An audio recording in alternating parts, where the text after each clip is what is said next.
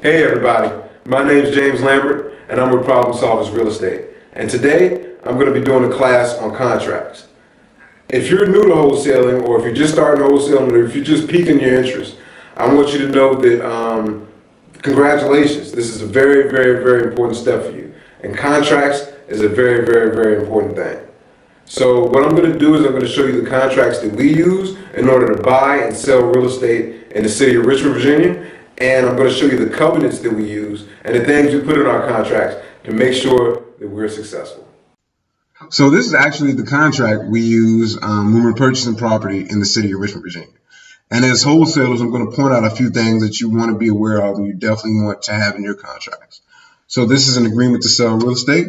Of course, the first thing here is the date of the agreement. Next is the name of the seller. So here is my name.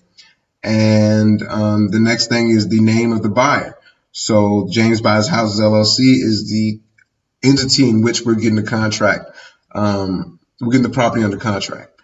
And here is some very important verbiage for wholesalers.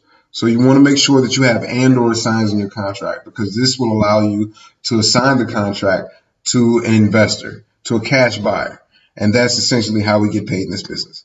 Well, from a wholesaling point of view. And the rest of this just says the seller agrees to sell and the buyer agrees to buy based upon the terms and conditions of the contract. So the first term or the first condition is just legally defining the property as 123 Main Street. It's located in the city of Richmond, the Commonwealth of Virginia. And this is the tax ID number, so that everybody knows when you first read this exactly what property we're talking about. So the next condition is the price. So we're saying we're purchasing this for $50,000. And under the price, we have the deposit information. So we're going to be placing a $100 deposit with our closing agent.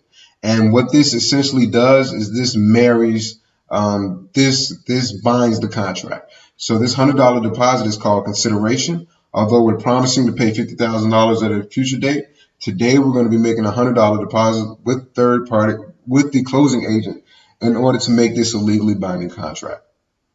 So some of these next provisions are just typical in any real estate and are really specific to wholesaling. You want to have this in the contract just in case you want to check it out and make sure that how much damage is done to the foundation.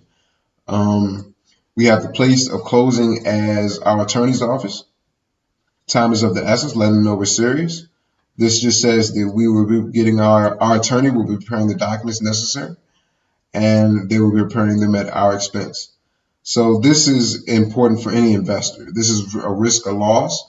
So if we get the property under contract today and there's a fire tomorrow or there's potential damage to the property tomorrow, this kind of gives us a way to resolving that, because we don't necessarily want to buy a property after it's been burned to the ground.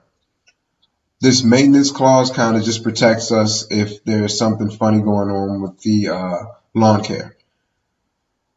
This is the provision that lets us know what date we want to have closing. So we want to close on or before July 22nd, and we usually have 30 days. We want our contracts to be 30 days. So we are purchasing this property as is. And this is an important one that we found useful for wholesalers, because we need to have access to the property. We might have to get investors in there. We might have to get contractors in there.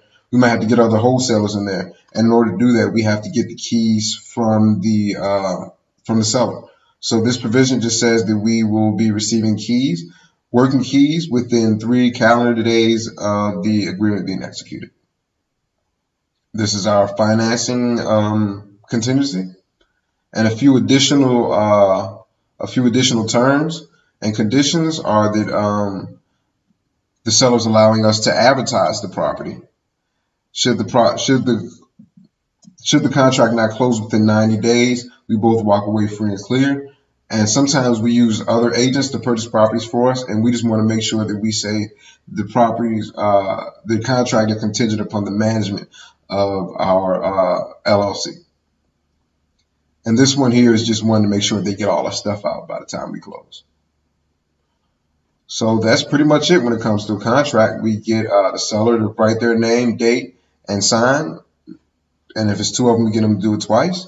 and we put our name, date, and sign here.